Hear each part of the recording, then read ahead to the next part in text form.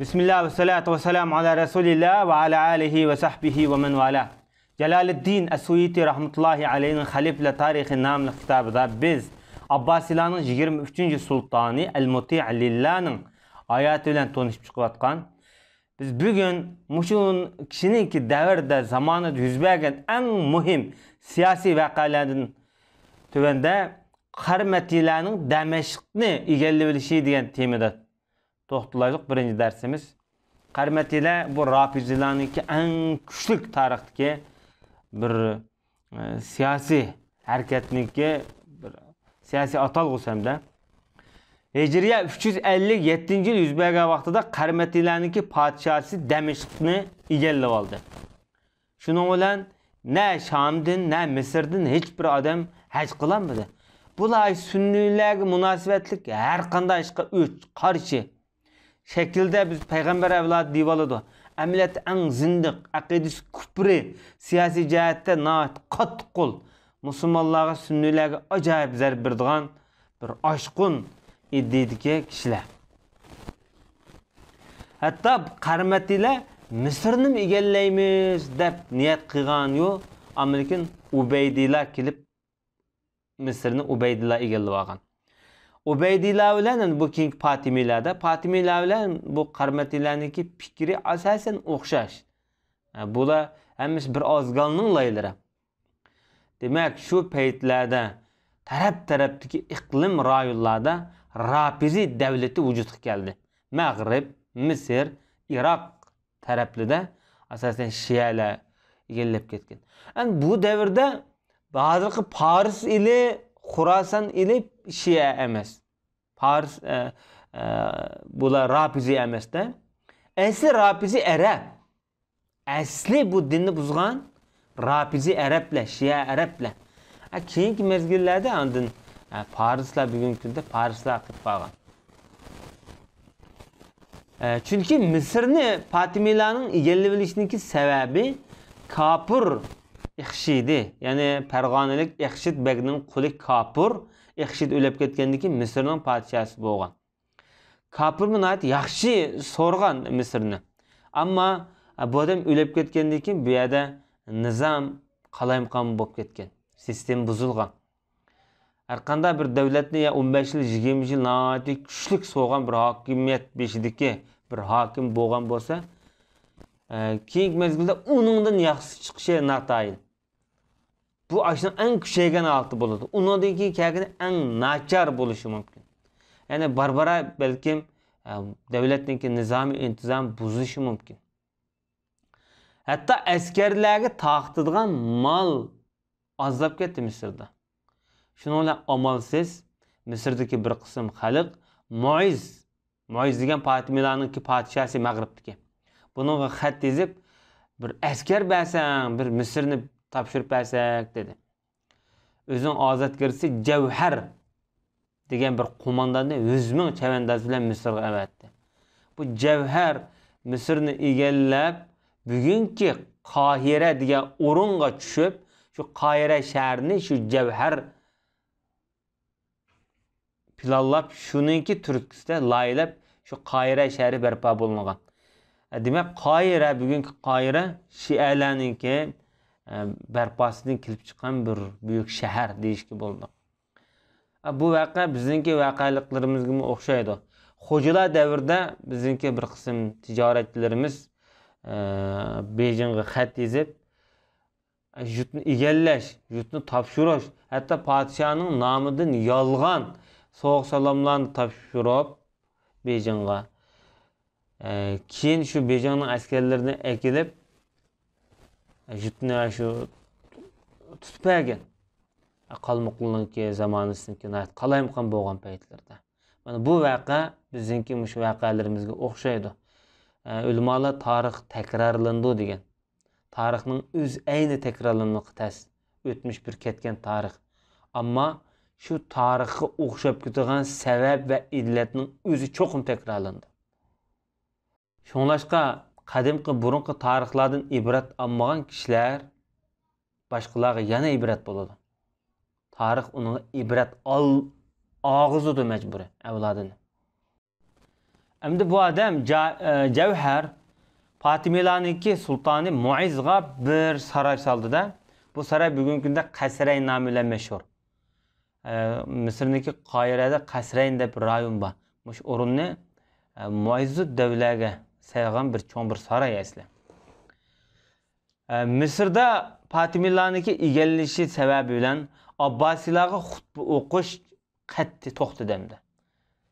Hatta kishilarni qora kiyim kiyishga majburladi. Xatiblar oq kiyim kiyishga majburlandi. Hatta xutbada mundaq kalimani deyish buyruq, yorliq tushdi. Allohumma salli ala Muhammadil Mustafa va ala Aliyil Murtaza va ala Fatimatil Batul va ala Hasan vel Husayn sibtay Rasul ve salli alal a'imma abai emirul mu'minin el mu'izz billah. Bu kelime hem de Resulullah'a bir rahmet okuş, Ali'ye rahmet okuş, Fatimi'ye rahmet okuş, bulanın balları Hasan, Hüseyin'e rahmet okuş. Bütün şu mu'izz billah'niki atı boğulur boğan, yani Şia imamlarga rahmet okuş bir tilek maksat kılmagan. Bunun hemmisi 358. yılı Şaban idi yüz bergen. Demek Hicriye 358. yılı Mısır Abbasilarniki qo'lidan Fatimilarning qo'liga o'tib ketdi degan gap. Hicriye 359. yılı bo'lgan vaqtida Mısırda hayya ala xayril amal, yaxshi ish qilinglar deydigan kalimani azonga qo'shib qo'yishdi. Bu Şialarniki Türkistonda maydonga kelgan bir azondagi bir bid'at bu. Hem şu vaqtda Azhar camisini bina qilishga tushdi. Azhar cami aslida Şialarning Fatimilarniki madaniy miroslarniki biri. Azhar camisi 361. yılı Ramazan ayida qurilish bitib ish tushdi deydilar. Mısırda azanda Azhar camisida hozir qadar ama şu hayya ala xayril amalga o'xshaydigan bir kalimani azanda muazzin hozirmi deydi. Biz Mısırga borgan vaqtimizda 2006da biz anglagan bir qism bizniki do'stlarimiz, ustozlarimiz buni ayblab tanqid qilgan. Bu bilsek bu azanning tigi Fatimilar zamonasidan tortib davomlashib kelgan bir an'ana bo'lsa kerak. Hicriye 359. yıl bo'lgan vaqtida Iroqda ajoyib cho'ng bir yulduz tushgan dedi osmondan. Butun dunyo yorib ketgan atrof. Hatto bir shu quyosh sho'lisdek deydi, oppoq bo'lib ketgan deydi. Bu yulduz tushgandan keyin qattiq bir guldirmam ovoz anglangan. Bu bir ig'ir bir ofat bo'lsa kerak shu mezgilda yuz bergan. Hicriye 360. yıl bo'lgan vaqtida Damashqdagi muazzinlar azanda hayya ala xayril amal degan kalimani bulamo aytishga boshladi dedi. Bunun hammasi Damashqning valisi Ja'far ibn Falahning buyrug'i bilan yuz bergan. Chunki bu Fatimilarning sultoni Muizz billahning noibi valisi edi. Hech kim buning qarshi chiqishga jur'at qilmadi. Suriyada hozir qadar Şialarniki furqibek kuchlik. Şialar nayt ko'p. İranning Şialari Ali Beytning qabrisini ziyorat qildik deb, Damashq deganda butun qabr to'shab ketgan. Ali Beytning deb yezig'liq hammasi.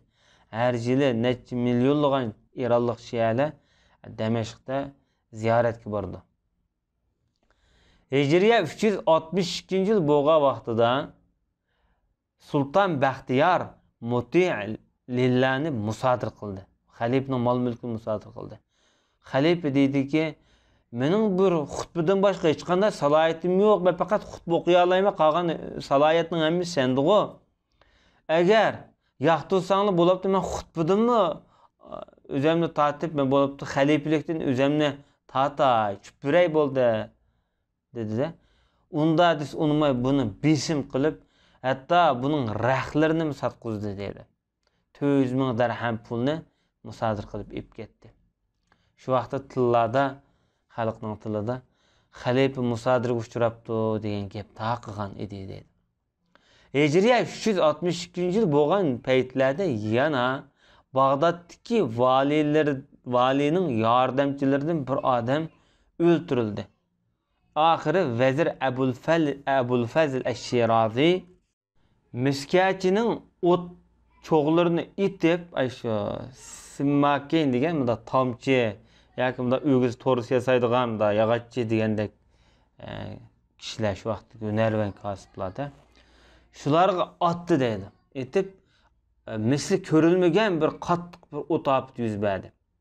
Nurg'un mol dunyo, nurg'un kishilar o'yli saroylarda, munchilarda ko'p tugab ketdi. Vazir shu yili yani o'ldi. Allah rahmet qilmasin bu vezirga. Bu vezir şu bir 3 intiqam olgan gapda buningda. Shu yili Ramazonda Muiz Misrga kirdi dedi. Avval Cevher keldi-da. Cevher şu Misrni egallab, saroylarni silib, davlatni o'zi qo'liga ep bo'lgandan so'ng Muiz Mag'ribni tashlab Misrga kelyotdi. Bu kelgan vaqtida o'zining ota-bovlariniki shu jasadlarini birga elib kelgan.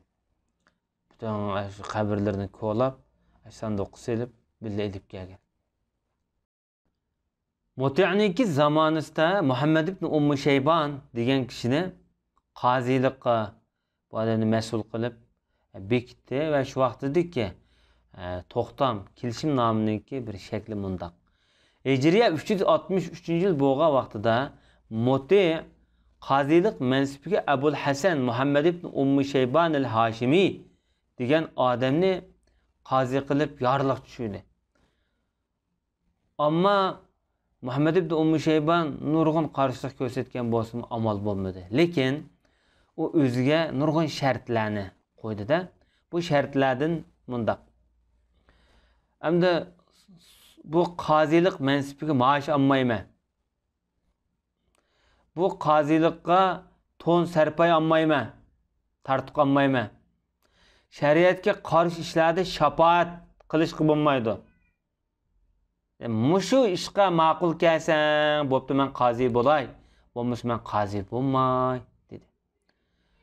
Hatta har oyda o'z kotibiga 300 dirham berma. Hojib deganimda shu mas'ul odamligi qoziniki o'nqul vaziri. Buningga 150 dirham pul berma. Ishni beqib, chigan chiqqanni to'sadigan, chigizdigan bu odamga 100 dirham berma. Hamda hukm saroyini saqlaydigan, arxib boshquradigan bunda odamlarga va bularning yordamchilariga 600 dirham berma. Mushning kelsang bo'ldi, kelmasang bo'ldi, men qozilik qilmayman degandan keyin ma'qul deb xalifami bunga qo'shildi. Bu hatta buni kuchga ega qilish uchun bu shartlarni ahdinom qilib yozdi dedi. Bu shu vaqtdagi yozilgan eng qadimiy bir to'xtam kelishimnoma. Buni o'qib o'taylik. Buni Abdullah el-Fazl el-Muti' lillah Amirul Mu'minin Muhammad ibn Salih yani Ummu Shayban el-Hashimiga yezbergan. Yani kelishimiga ma'qul kelgan to'xtam nomining nusxasi. Xalifa buni Madinatus Salam, Madinatul Mansur, Madinatus Sharqiyya yani shaharning sharqiy va g'arbiy taraflari, Kufa, Furatning atrofidagi Furat daryosining ikki bo'yidagi rayonlar, Vasit, Ko'x deydi. Ko'x degani Karxasli.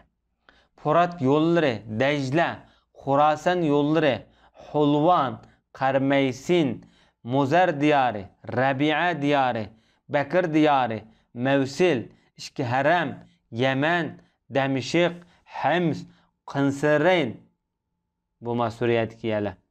Avasim, Misr, İskenderiya, Palestin, Urdun ve mushadagi rayonlarning yezi qishloqlari hammasiga yuqorqi odamni qozi qilib tayinlayman. Xalifa o'zi yozadi mana. Uningdan boshqa Abbasiylar jamiyatining uyushma boshlig'iga kimni tanlasa, mushunga ishroflik qilish, boshqarish ishlari mushning qo'lida bo'ladi.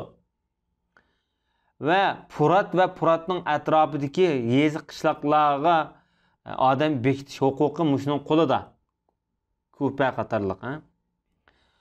Buningga Qozil Quzzat nomini berish bilan birga Qozil Quzzat unvonini berdim.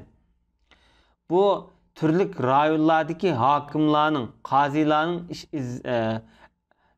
ishlarini mushu bir taraf qiladi, tekshiraydi. Shu yerda yuz bergan hukm, qazo ishlarini boshqarishmi mushning ilkida. Turli shahar va noiyalarda mamlakatning hamma taraflaridagi hukmlarni boshqarish huquqi mushu qozining ilkida. Kimni chaqasa mushning ishi. Yo'li, ish izlari yaxshi bo'lgan odamni bekitishmi mushning ilkidagi ishlar.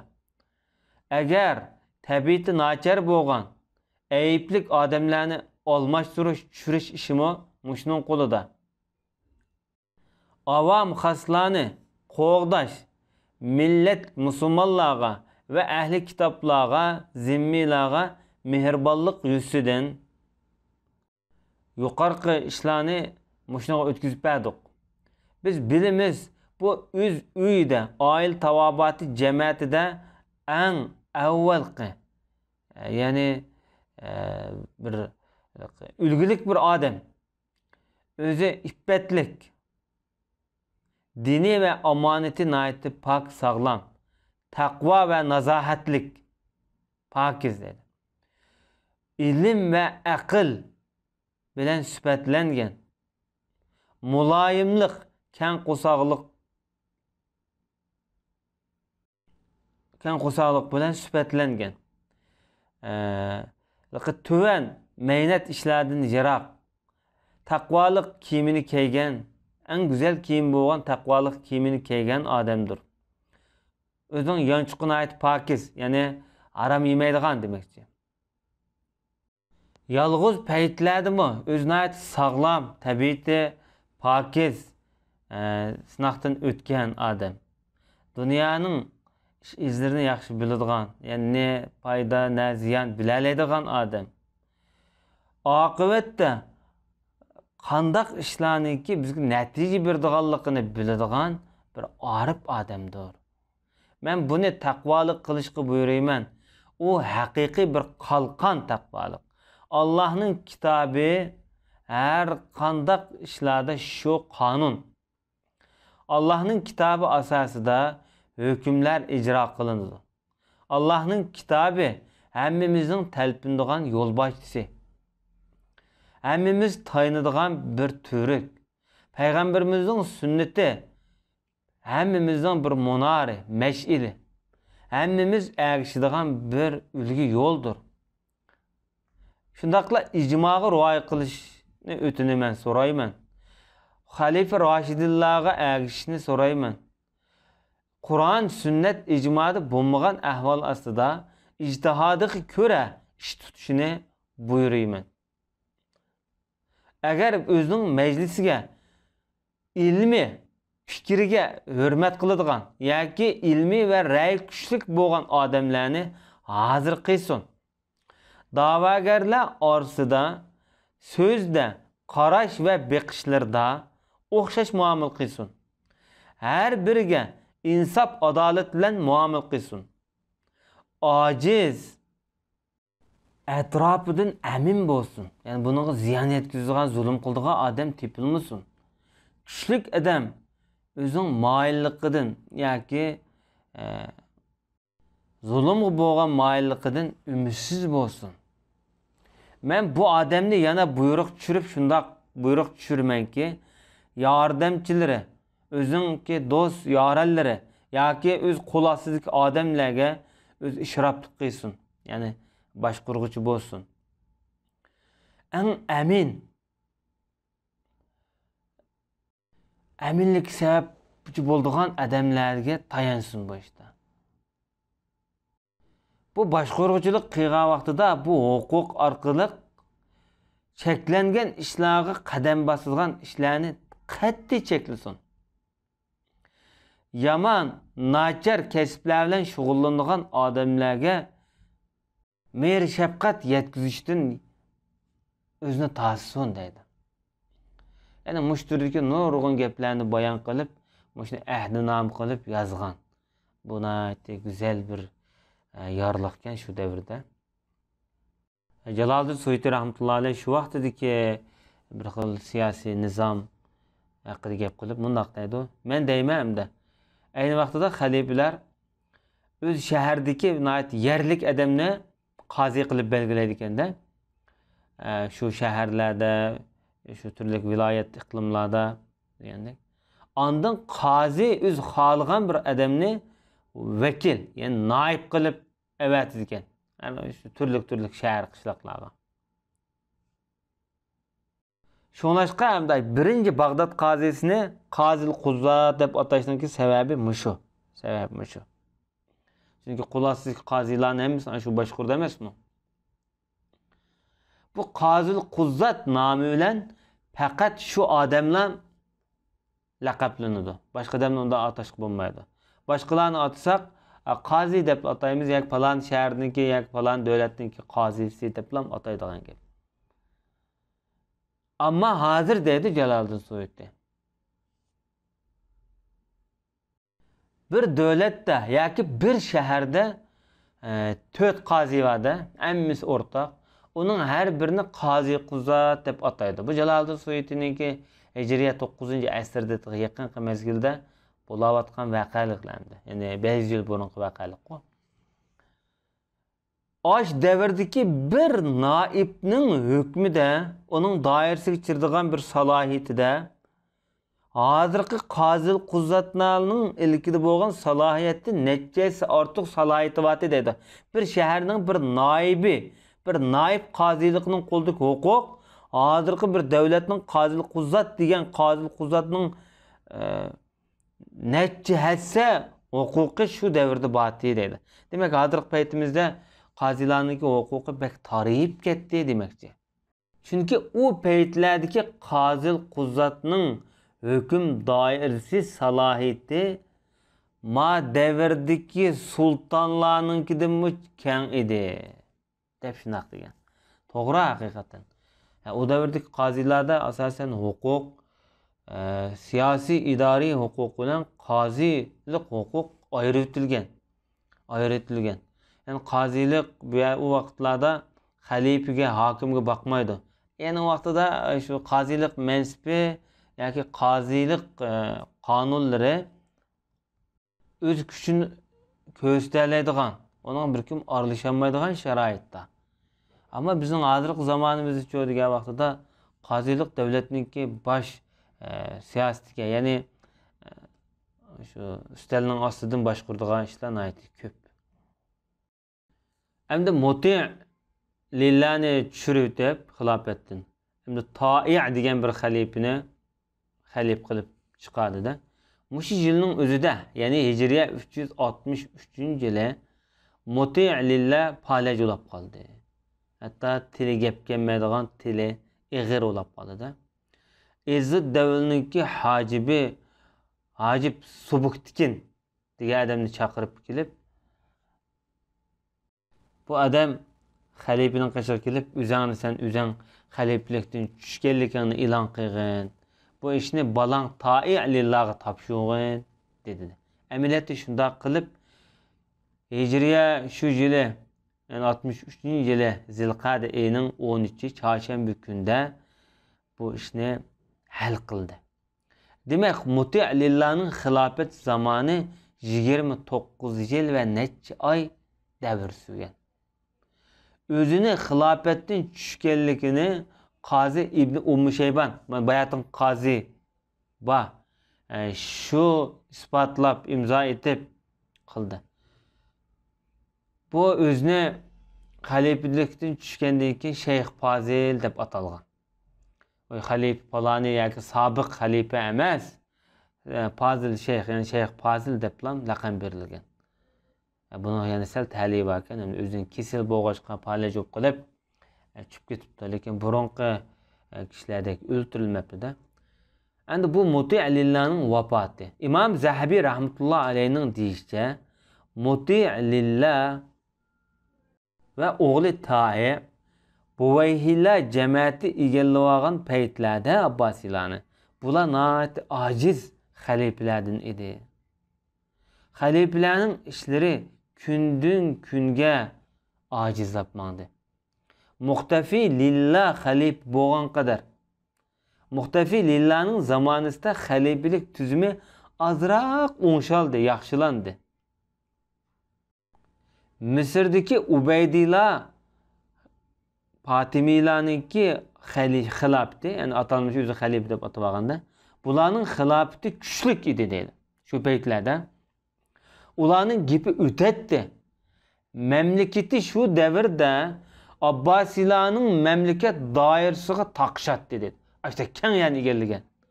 Muti' lillah özünün balası bilen vasıtga çıkıp 364 yılı Muharrem ayında alemden öttü. İbn Şahin degan tarixchi shunday deydi. O'zini bizga mecburlangan asosida o'zini xilofetdan tushirgan. Meningki nazarimda to'g'risi shu deb qarabdi bu odam. Demişim to'g'ri. Balasiga o'tnab berganligi balki maslahat orqali bo'lgan bo'lishi mumkin. Agar mecbur tushgan bo'lsa, balasini saylamaydi, boshqasini saylaydi. Xatibul Bag'dodiy rahmatullohi alayhi shunday deydi. Menga Muhammad ibn Yusuf al-Qattan degan kishining deb berishicha, bu adam Abul Fazl Tamimiy'den anlaganken. Bu kişi hem de Muti'den anlaganken de men ustadım İbn Mani'den anlagan idim. Bu kişi Ahmed ibn Hanbal'den anlagan iken. İmam Ahmed ibn Hanbal şundak depti. Bir adamның dostu ölüp gelse bu adam xar olap kalıdı degan sözünü qilgan ekan. Avvalda qaraganda Muti'mu ilimden xabari va xalifida qiladi. Bugün biz Muti'ninki hayatı bilen tanışıp çıktık. Asasen bununki devrimi bilen tügdi. Biz Allah kalırsa keyinki dersimizde Muti' lillah'nın zamanında ölüp ketken meşhur büyük şahslar bilen tanışıp çıkımız. Ve sallallahu ala nebiyyina Muhammed ve ala alihi ve sahbihi ecma'in.